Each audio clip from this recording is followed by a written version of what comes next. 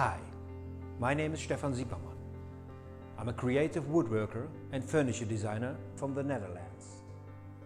My workshop is located in a medieval cellar next to the old canal in the town of Utrecht. I mainly work on furniture and interior projects, but I also build wooden kitesurfboards. But this summer I decided to build my first cedar strip canoe, and I filmed the whole process to inspire and to give you an insight into how it's done. I hope you like the video.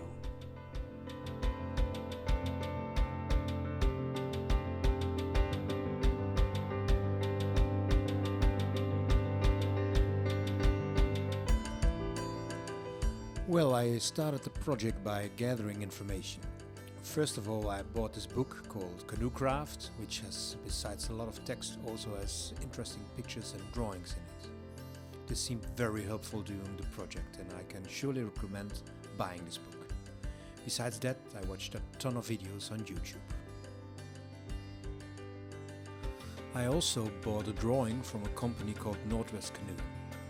It turned out to be a PDF file only for the mold of one of their canoes, called the Northwest River, but together with the information from the book, I had everything I needed, and after some initial problems, I could import the files into my CNC and start producing the parts of the mold.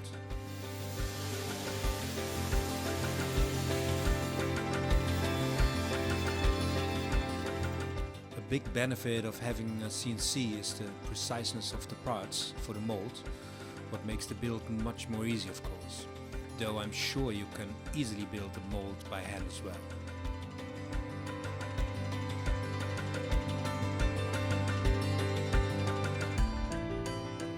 Here I start assembling the so-called strongback, what is actually just a long and narrow table on which the mushroom parts of the mold are mounted.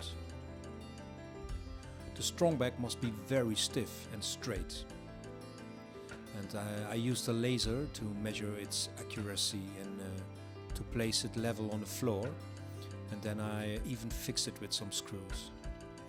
Later I also added 2 more legs in the middle to keep it in position during the build.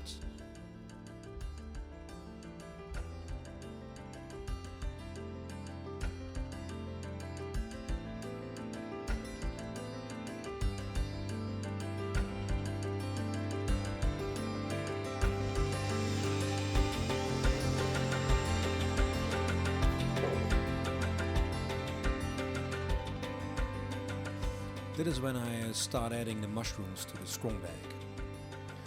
They have a CNC routed center line on them, and the straight and level strongback also has a center line on it. So as long as they line up, the mold should be perfect. And the last 2 parts of the mold, the outer ones, they are mounted perpendicular to the rest, and they will hold the stem. Finally, only a layer of plastic tape is added to the edges to make sure the canoe is not sticking to the mold.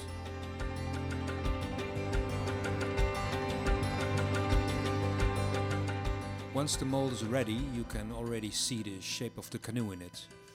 So now the next phase can start, which is preparing the wood. What in the beginning is mainly pushing very long boards through the thicknesser and sawing and thickening again, planing again, and so on. So for this canoe I use yellow cedar, red cedar and ash wood.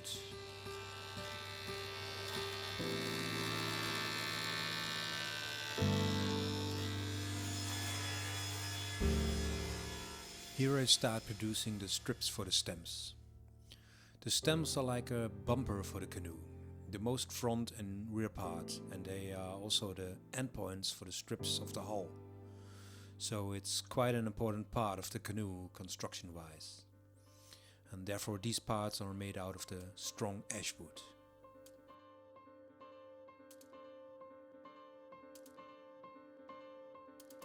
Here I start steaming the strips for the stems, what makes the strips more flexible, because they have to be bended over a mold which has the exact same shape than the last part of the big mold, which was placed perpendicular in the last step of the assembling of the strongback.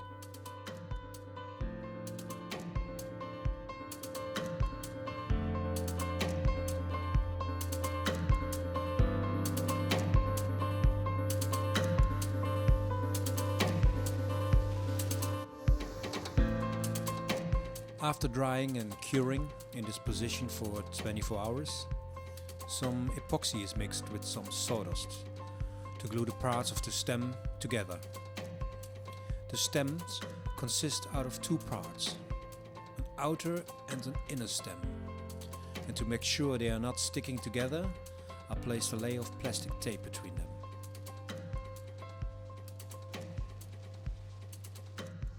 The stems are placed onto the mold again and clamped into position.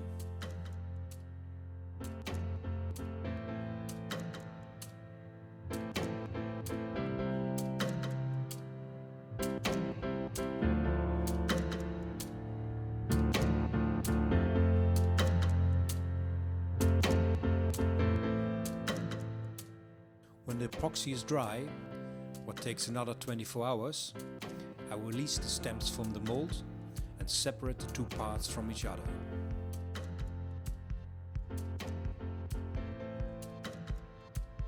The parts now can be cleaned on the planer and the thicknesser.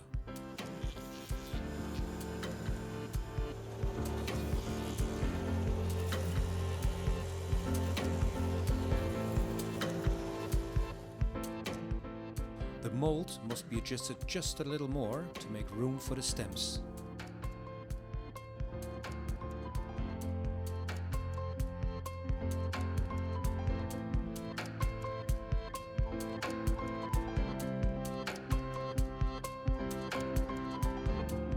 The inner stems are now temporarily fixed with some screws, but these must be removed later in the process.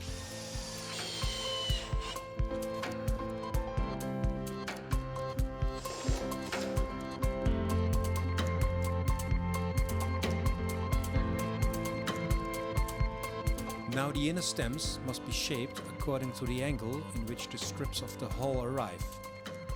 I use a long strip of scrap wood for this to check the angle and then adjust the shape of the stem with a spoke shave and a rasp till it's fine.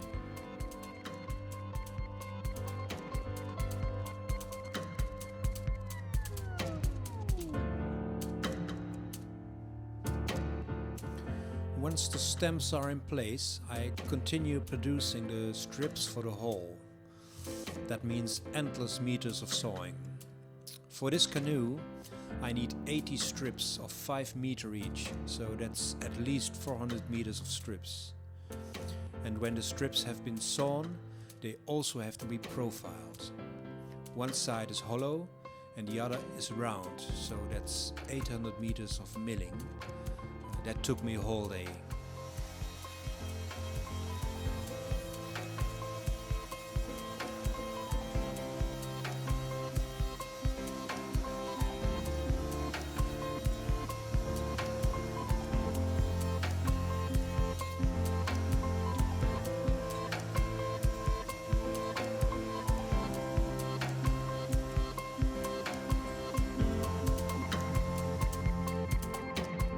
Finally, after all these preparations, I could start building the hull. The first strip is quite important. Its position should be very precise, because it determines all other strips as well. Therefore it is nailed into the mold to keep it fixed. In this canoe build I used the shear line, what is the most upper line of the canoe, as a guidance for the strip design, instead of the waterline, what is more straight of course. So I had to bend the strips much more than in most other canoes. That made the build a little more difficult, but I like the way it looks.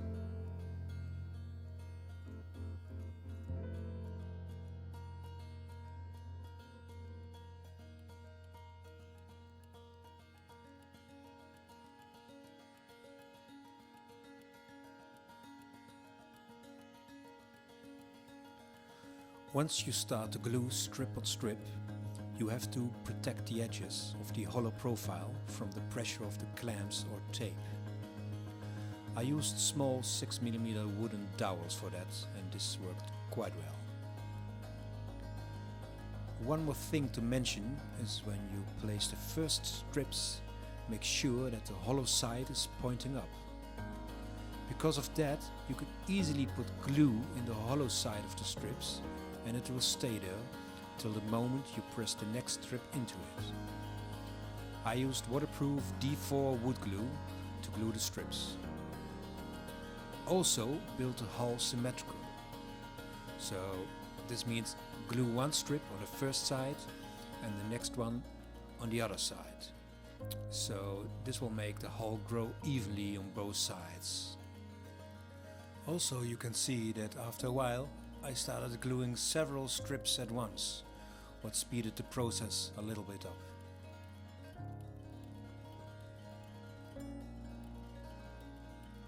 While gluing, don't forget to clean.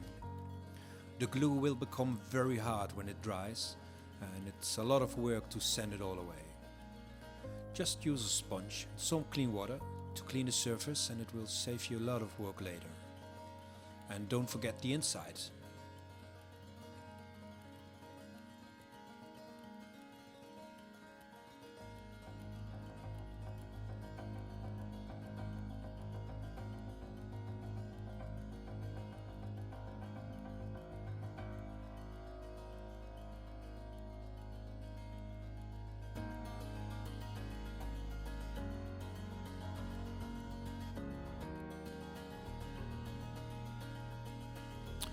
I used a lot of different ways of clamping. I used metal clamps, wooden clamps and plastic ones. I used wooden L blocks with wooden wedges, and also I used a lot of tape. So try what works for you best as long as it does the job. Just make sure you keep the clamps in place long enough until the glue has dried completely. I didn't do that all the time because I was too impatient sometimes.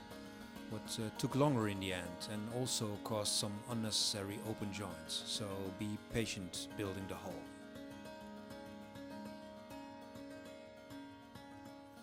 And the further the hull progresses and you get higher on the stem, the more the shape of it changes. This is because of the increasing flatter angle of the strips when they touch it. So make sure to measure regularly and adjust the shape correctly.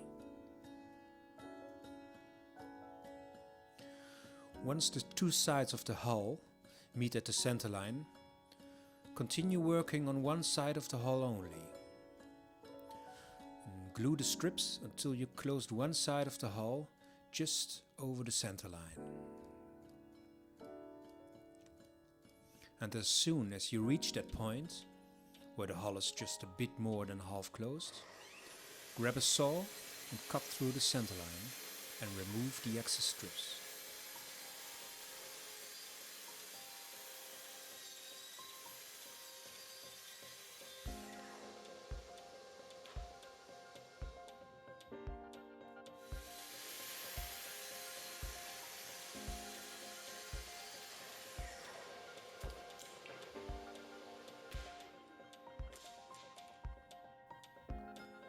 Now you have this perfect, clean and straight center line, and you can keep working on it.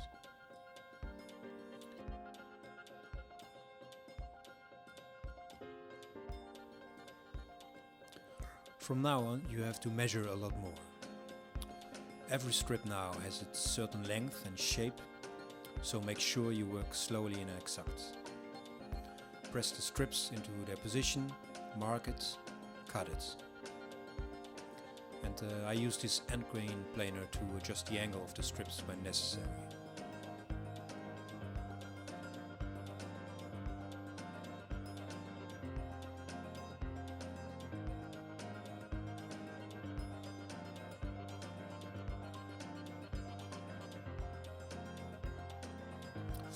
I then started preparing to glue the outer stem, and actually at this point I made a mistake.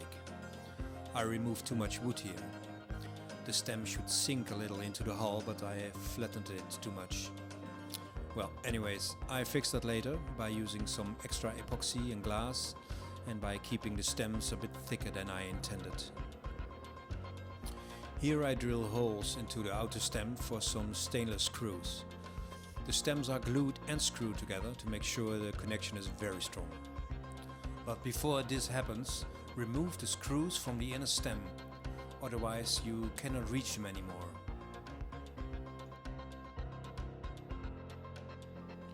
To protect the hull for epoxy stains, I put some tape around the edges where the glue goes. Then I mix the epoxy with some sawdust again. The sawdust goes in there to make the epoxy a bit thicker, so it doesn't run off so easily. Then just put the epoxy on the surface, press together, and put the screws in.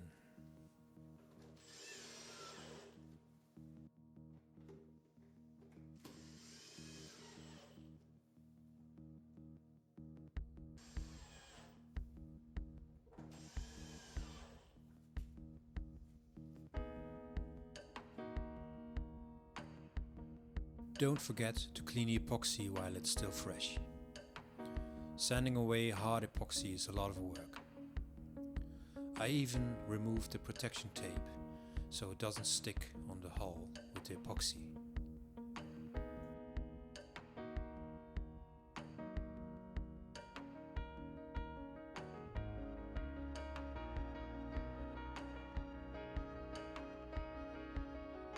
When the epoxy has dried, it's time to start shaping the outer stem. First, remove the screws, temporary.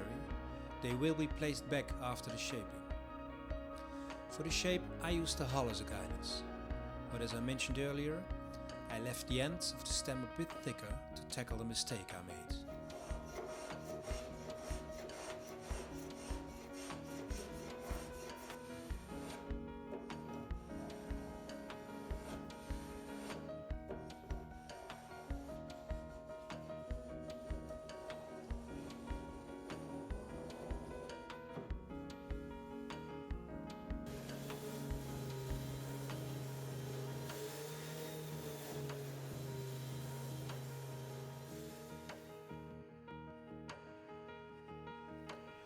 The last strip, which closes the hull, is called a whiskey plank.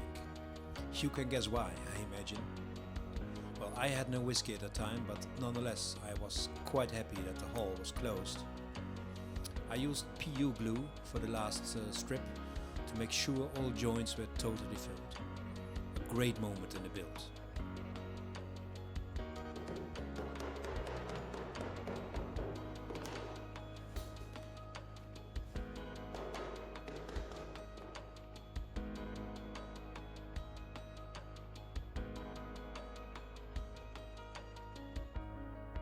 The hull is quite stiff now it is completed, so now you can remove the nails within the very first strip. And now it's time to start sanding the canoe from the outside. I believe I started with 80 grids, then 120 and last 180 or so. Be careful not to sand too much because the strips are thin. Just remove what's necessary. Between the different stages of sanding, I wetted the canoe with some water to get an even smoother result. And it's quite a big object, so it will take a while.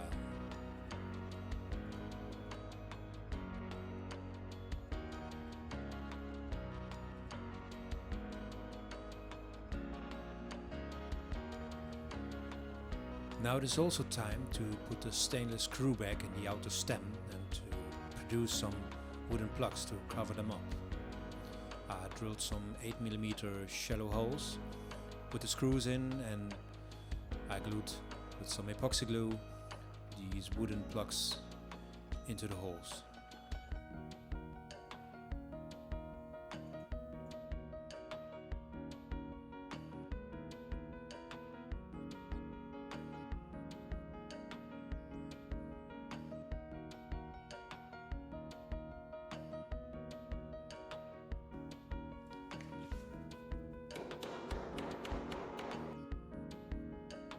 Plane them down and sand them flush, and you're ready to go for the next phase.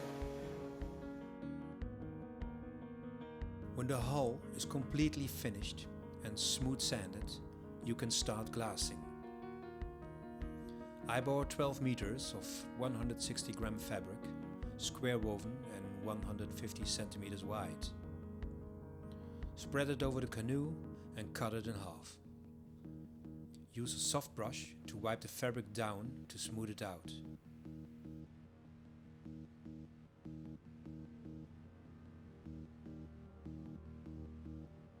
There are many different epoxies on the market. You have fast curing ones and slow ones. I used a very slow epoxy with a pot life of 210 minutes. This makes the job easier because you don't have stress and you can do the job alone. In almost all canoe build videos I've seen multiple people work on the epoxy job. Well, I did it alone, it was not a problem at all. Just don't mix all necessary epoxy at once and break it down in 2 or 3 mixes. Start from the middle and work yourself towards the ends. First I used a spatula and later a paint roller to get the epoxy on. And actually I preferred the paint roller because it was less messy.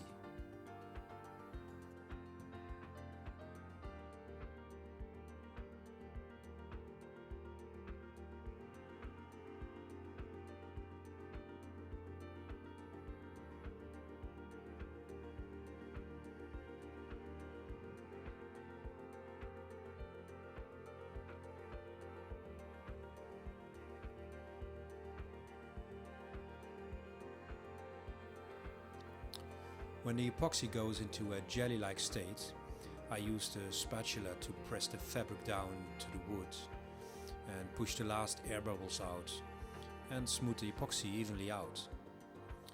And onto this sticky jelly state first layer, I added 2 more layers to build up a thick layer of epoxy. Well, in the end this will be the waterproof outer shell of the canoe. The next day you can sand the epoxy smooth in preparation of the lacquering. Epoxy is hard and tough, but can't stand UV light. Therefore you must cover epoxy always with a PU lacquer with a good UV filter in it. The sanding of the epoxy also results in a better bond of the lacquer. But still you always have to degrease the surface of epoxy with acetone before lacquering.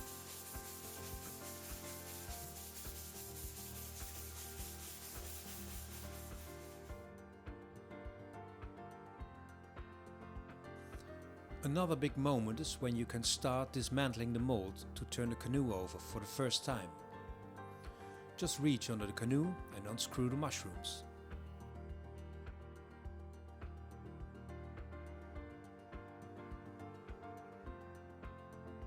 Only the mold parts in the very ends are not so easily to reach, so just turn it around with them still in it.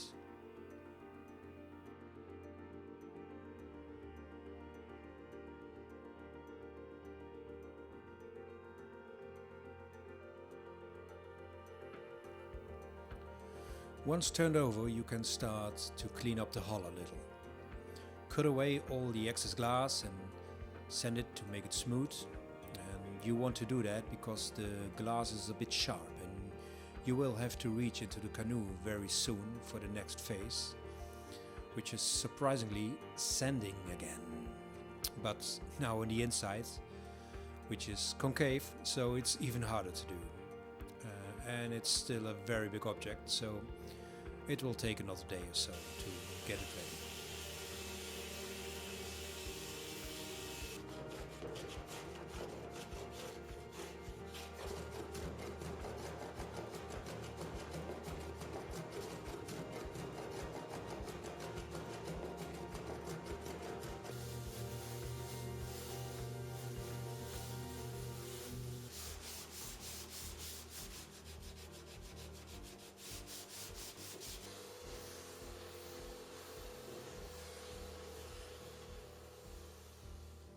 But all efforts will be rewarded as soon as you can start glassing the inside.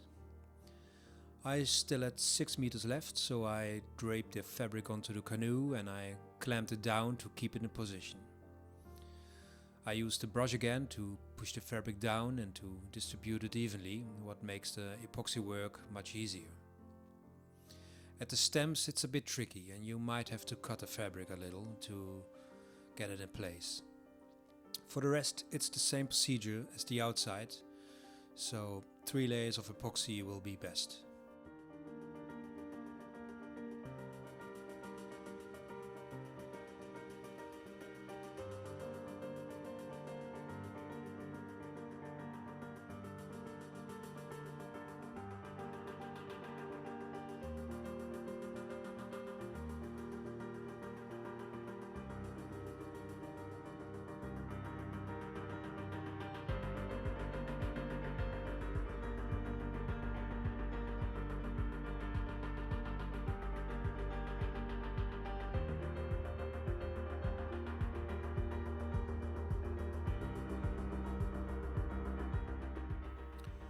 While the epoxy hardens, I start working on the gunwales.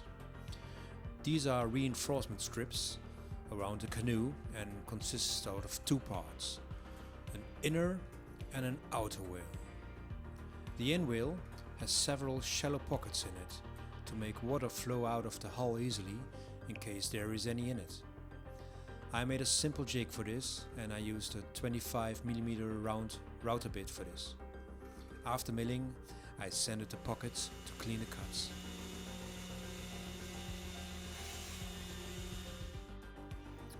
When the in whales were ready, I first clamped them in position without glue to measure their length and shape.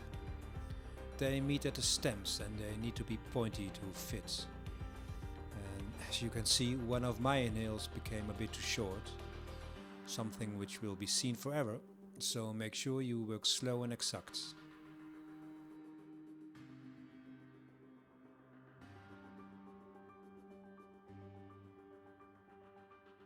When you are happy with the shape and the length of the inhales, you can glue them in place with some thickened epoxy. I glued them approximately 5mm lower than the most upper strip to create room for a proper joint, because the strip has a round profile on top. Use many clamps because this connection must be strong.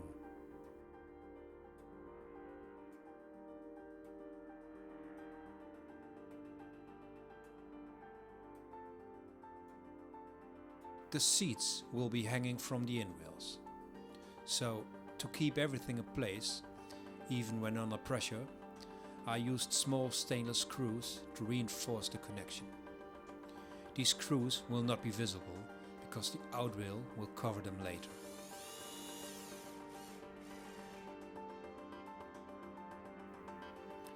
The next step is to glue the outer gunwale. You can leave these ones oversized and cut them later when they are in place. Once glued, let everything dry overnight.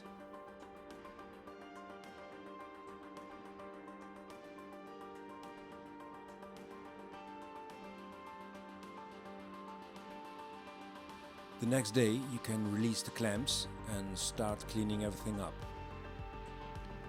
I started with trimming the stems down to the level of the gunwales and cutting away the oversized outwhales. Then I used this NASA technology of using a roll of tape to mark the roundness of the tips.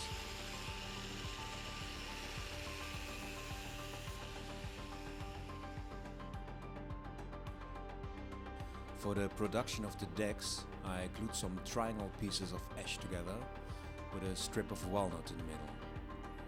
I shaped them on the bandsaw and the belt sander, and they go into the points of the canoe to make it even stronger and to maintain stability even when stressed.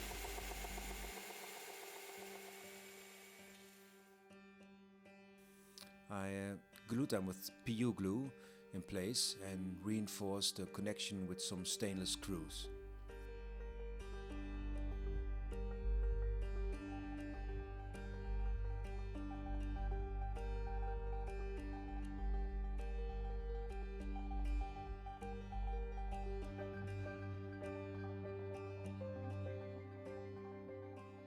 The screw holes are filled with wooden plugs again and sanded flush, of course.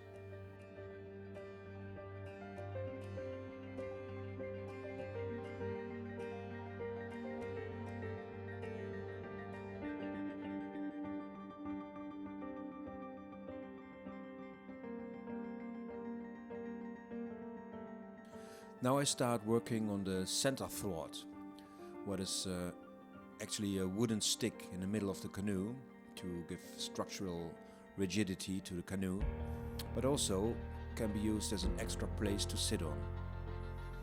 Besides that, you can carry the canoe, putting it upside down and let the thwart rest on your shoulders. The canoe weighs about 25 kilos, so it's bearable for short distances, like from one lake to the other, or from the trailer to the river. The shape of the thwart is very personal. I choose a very simple design, but just make sure it's smooth and round, because it will be sitting on your shoulders when you carry the canoe.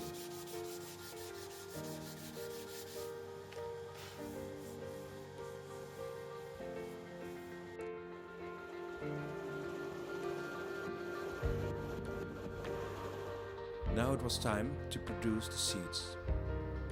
I took some nice piece of ash and cut it in boards according to my design, and I glued everything together with domino blocks to make a really strong connection.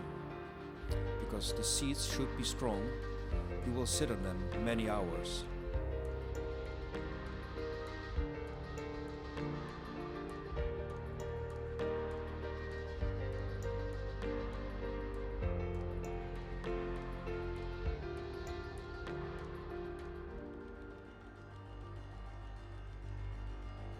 When the glue has dried, sand the seat smooth and round the edges, and put 3 layers of lacquer on it.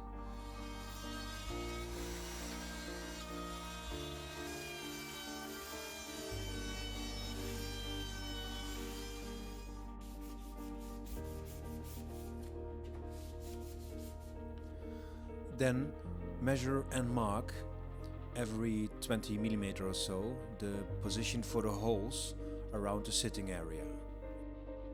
Here I use a piercer to do so.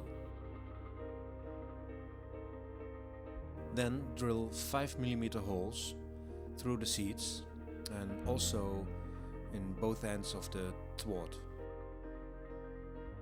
Then use a countersink to smooth the edges of the holes, and also don't forget to lacquer them from the inside.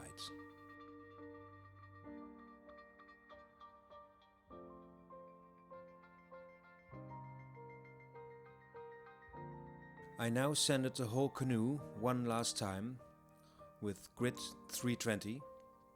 I removed the dust and I degreased it with acetone, and I started putting the first layer of PU lacquer on it. I repeated this 2 more times, also on the inside, to finally get the canoe into its 3 layers of protective coating.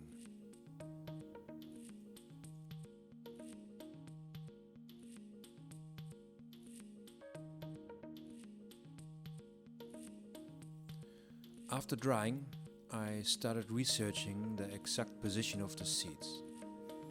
This is different for every canoe and has to do with center of gravity and personal preferences. You will find the information you need in the book, or online, or in your drawings. Once I started digging into this, I found out that I did not consider this when I made the shallow pockets in the inwale. So I had to deviate a little from the standard position to make everything fit. It's not so easy to measure inside of the hull because everything is round. Well, to make the seats fit, I made a simple jig out of 2 boards according to the desired sit height, which is approximately 25 centimeters. On this jig I could fit pieces of scrap wood, which I could measure and adjust until the length and cutting angles were right. Now I only had to adopt these measurements onto the real seats without the risk of losing them because of a poorly made measurements.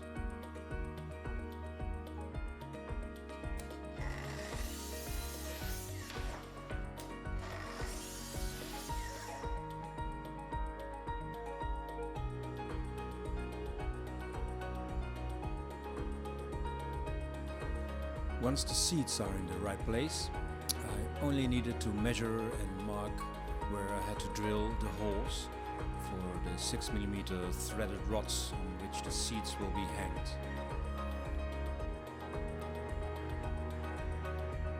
And to cover the rods, I drilled 8 mm holes into some 16 mm birchwood sticks, which I had laying around somewhere in my workshop.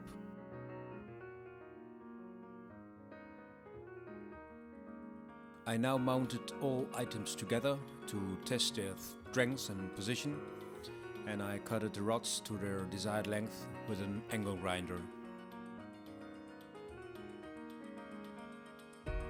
I ordered 500 grams of 3 mm wide flat rattan to weave the seats. Well, I think I could have done 20 seats with that, for your information.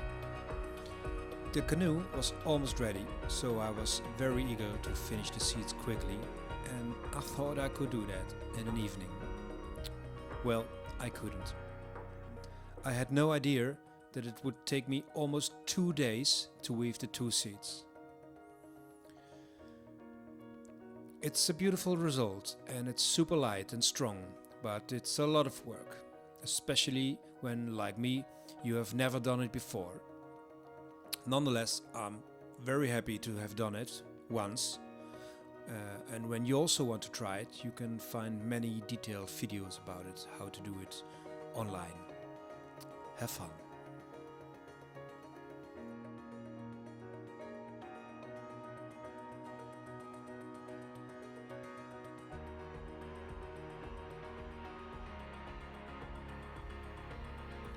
When the seats are finally woven, you can place them in position for good. I used some rounded stainless nuts now, so nobody gets harmed during paddling. I also used a rattan to mount the center thwart into position, what also looks very nice, I think. By the way, I also did build pedals, but I didn't film that, so that's maybe for another movie. But for now, after 150 hours of work, it was time to launch the canoe into the old canal.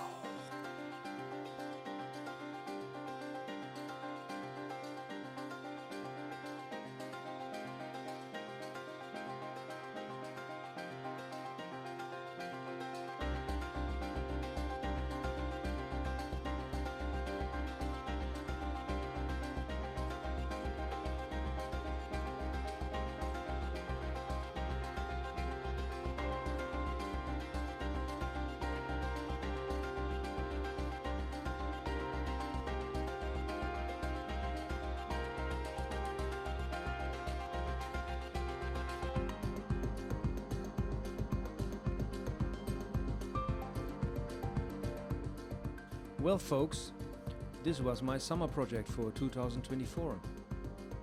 I really like building the canoe. I made a few mistakes because it was my first one, but I learned a lot. And this is what I like about woodworking and being a maker in particular. You just start new adventures, not knowing how it ends, but having faith in your own capabilities and working on your flexibility and capacity of problem solving makes these kind of projects so rewarding. Thanks for watching and keep up the woodwork.